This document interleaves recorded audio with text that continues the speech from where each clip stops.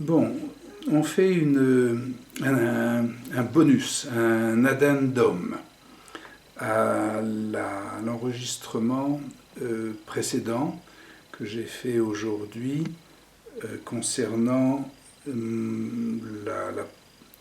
l'éventualité qui se dessine d'une interdiction d'exercer la médecine.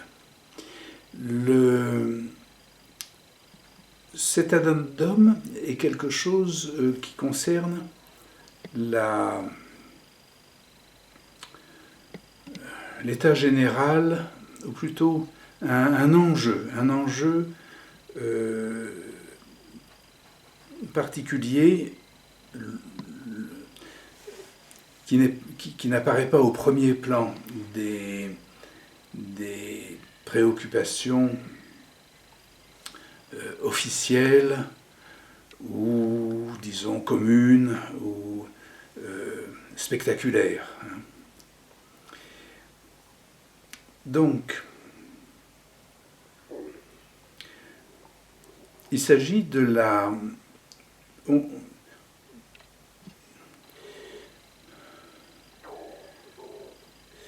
quelque chose qui correspond à une autre, disons, il y a deux domaines, deux éléments très généraux. L'un qui est la mélancolie délirante qui affecte l'humanité actuellement. On en parlera dans le détail avec ce qu'on appelle la clinique de cette maladie. Et deuxièmement, un enjeu qui correspond au fait que dans une maladie générale, comme cette mélancolie, la psychanalyse a détecté que un facteur de la sexualité était principalement en cause. Or, ce n'est pas quelque chose qui apparaît d'évidence lorsque on s'en tient simplement à la situation écologique et donc à la menace sur les espèces et sur ce qu'on appelle la 6e extinction qui est en cours. Donc, à mon tour de vous poser une question, si on peut dire, pour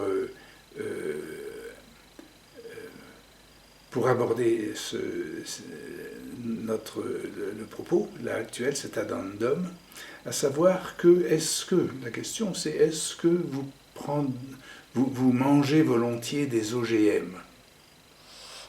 Ah, voilà la question qui se profile. Eh bien, non, si je sais qu'il y a, je regarde voilà. Le mode d'emploi, enfin, je veux dire,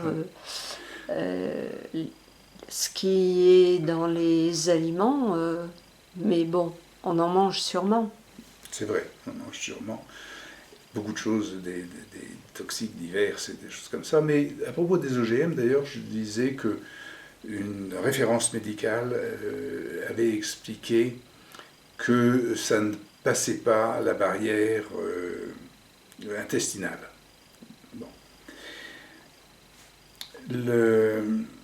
À l'époque, puis évidemment, puisqu'on sait qu'on ne peut rien savoir, tout est dit de ce côté-là. Mais alors donc, vous ne consommez pas d'OGM. Et est-ce que vous faites injecter, enfin, vous ne consommez pas dans l'intestin, mais est-ce que vous faites injecter dans vos vaisseaux des substances génétiques modifiées ? Eh bien, il faut croire que oui, si je me fais vacciner. Voilà. Puisque c'est la théorie. Voilà. Donc des millions de gens se font vacciner alors qu'ils répugnent à manger des OGM. Et les scientifiques, comme il y en a eu qui ont dit que ça ne passait pas la barrière de l'intestin, les scientifiques disent que les ARN messagers ne franchissent pas la barrière du noyau, voilà, etc. Mais nous savons que nous ne pouvons rien savoir et qu'il y a énormément de mensonges, de confusion et d'ignorance. Et que là-dedans, quand on est bien sur cette base, on arrive alors à détecter certains événements qui vont nous aider à gérer sainement nos impulsions et nos intuitions. Alors,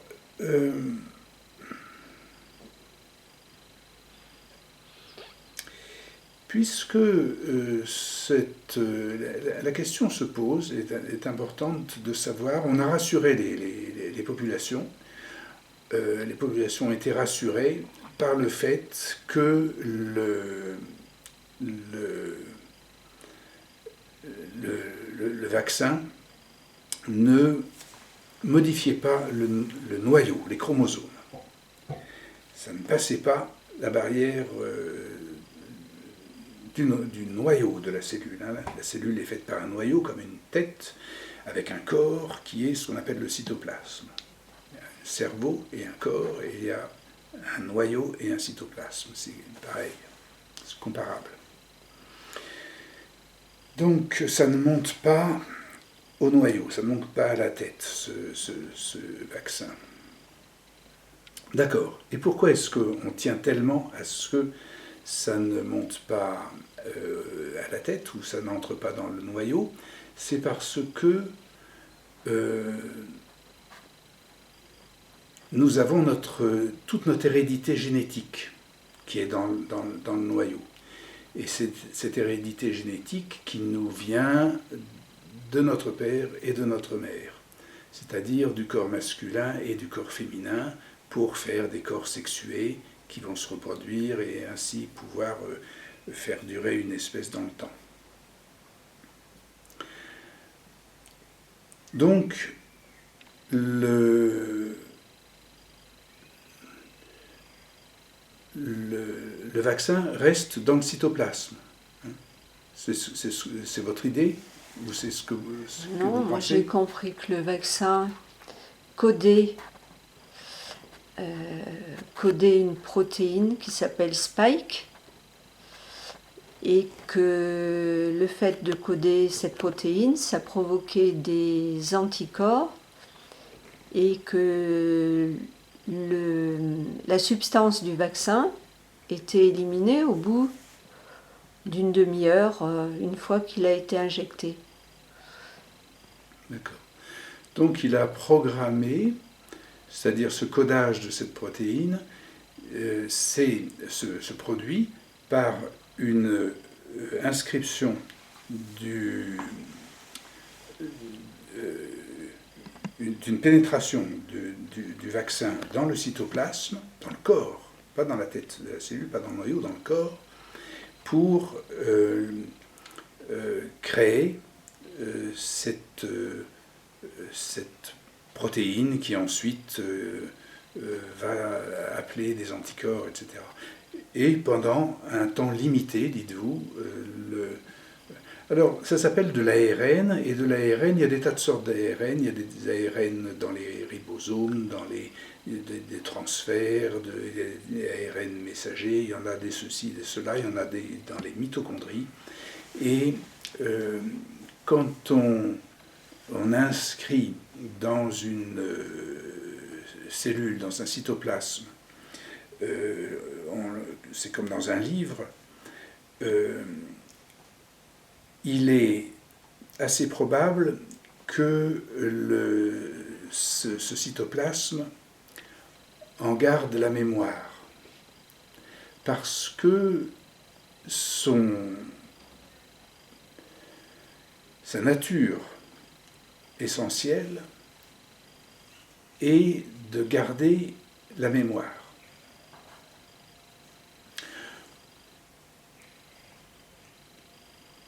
C'est pas quelque chose qui est très connu.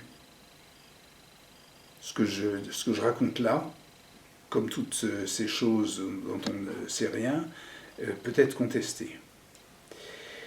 Cependant, on peut faire attention ou estimer que l'hypothèse, que le cytoplasme garde la mémoire parce que c'est l'endroit, c'est le lieu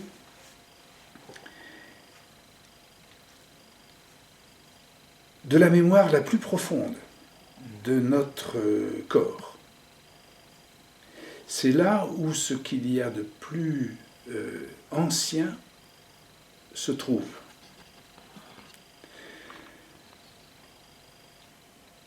On le sait parce que, ou on le voit dans le sens que le corps cytoplasmique est uniquement transmis par le corps féminin, par la mère. Le cytoplasme n'a absolument rien de paternel. Quand dans un œuf, un spermatozoïde se présente à la surface, à la porte, sur la membrane de l'œuf, il n'a lui-même plus aucun cytoplasme. Il n'a que de la substance du noyau qu'il va faire migrer jusqu'à l'endroit, dans la zone de chromosome où il va se conjoindre aux autres chromosomes. Mais du cytoplasme, il n'y a de source, d'antécédent, que du corps maternel. De sorte que nous avons des lignées cytoplasmiques qui sont des lignées maternelles.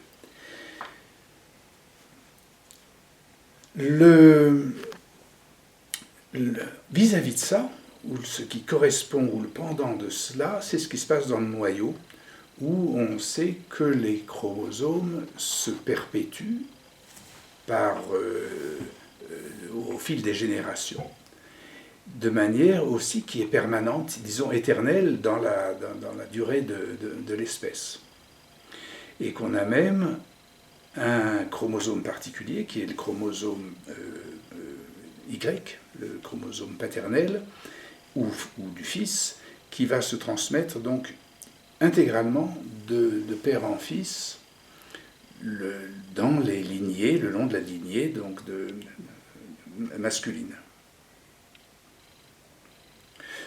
Donc, le noyau conserve la mémoire du corps masculin, de la mère, et du père. Le cytoplasme, lui, conserve la mémoire exclusivement de la mère.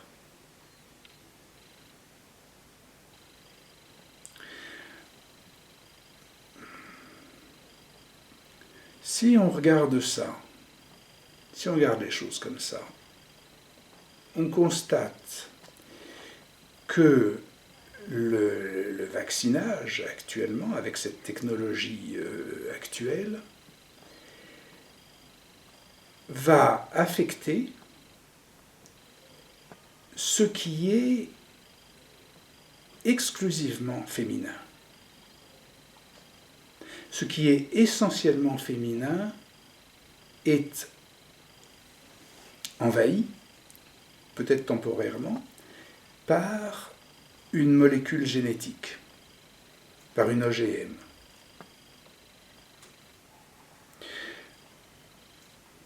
Quelqu'un a appelé ça le sacrifice périgénétique.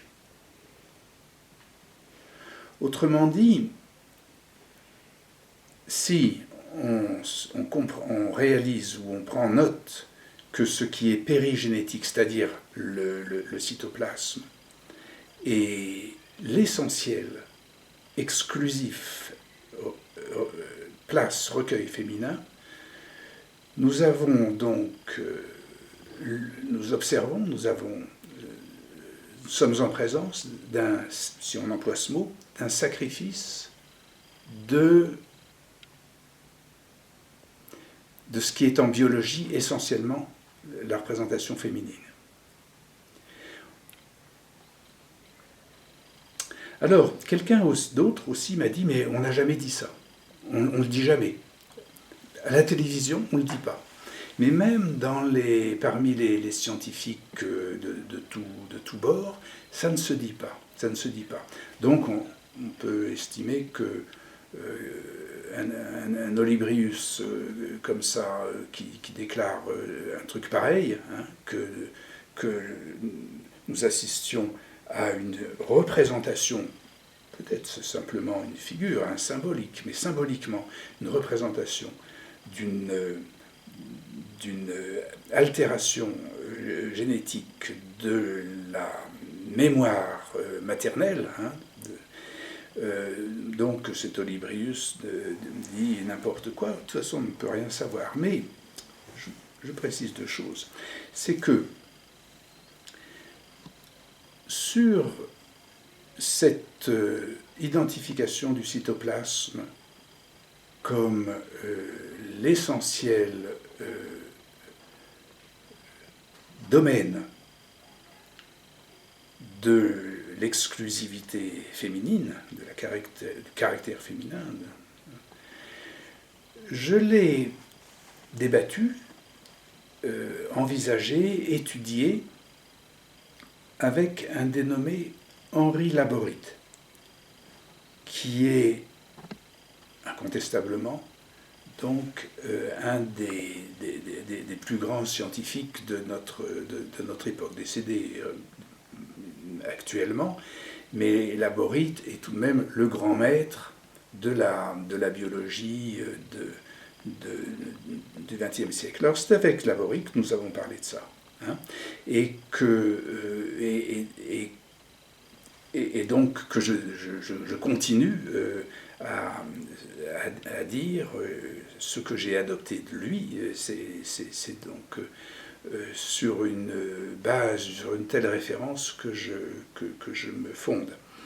Et que deuxièmement, sur le fait que quelqu'un puisse être le seul à dire quelque chose et s'autoriser en tant que seul à dire quelque chose que l'on ne dit nulle part,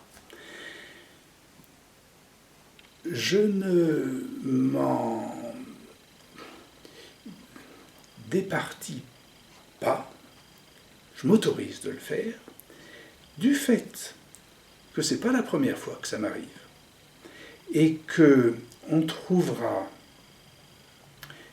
qu'au moment où il était question de découvrir le rôle de la mémoire paternelle dans la culture, hein, c'est-à-dire le rôle du chromosome Y, eh bien, notablement, parce que ça se trouve hein, dans l'histoire, j'étais le seul à faire remarquer quelque chose qui aujourd'hui est admis par tous. Je le résume. Le fait que le chromosome Y soit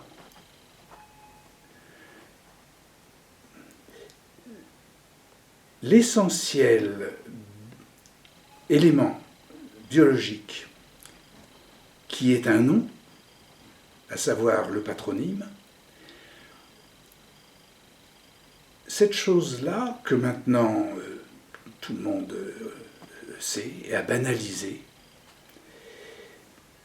d'une part par Lacan, qui ne parlait que du nom du père, il ne parlait jamais du chromosome Y, d'autre part par Madame Badinter, qui faisait l'autre partie du féminisme à l'époque du Lacan, et qui écrit le chromosome Y, et qui, elle, ne parle jamais du nom du père. Il faut voir le livre, simplement.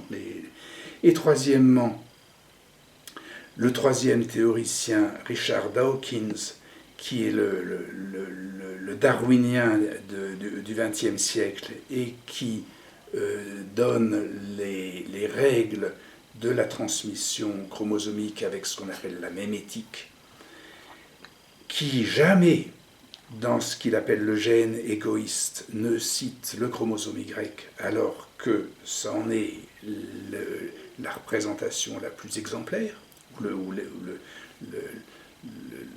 chromosome le plus exemplaire. Nous avons donc un historique, un petit historique du XXe siècle, où on constate que ces trois maîtres, si on peut dire, celui du darwinisme, celui de la psychanalyse et celle du féminisme, ne parlaient jamais de cette chose qui est toute simple et banale qu'aujourd'hui on reconnaît, c'est-à-dire cette connaturalité du nom et du chromosome, du patronyme et du chromosome. Donc ça, j'en parlais à une époque où, comme on le dit, personne n'en parlait. Alors aujourd'hui, avec la mémoire de mes études avec Henri Laborie, je cite une chose dont personne ne parle et je ne m'en fais pas trop de scrupules. C'est important de, si on veut bien maintenant regarder les choses sous cet angle, c'est important d'estimer peut-être à quel point symboliquement, peut-être seulement symboliquement, nous effectuons actuellement un ravage du respect que l'on doit à la mémoire maternelle. Alors après, on étudiera la psychologie des dirigeants, on fera la psychohistoire et on continuera à développer et à éclairer ça. Mais ça vaut la peine, je pense, c'était utile de le dire.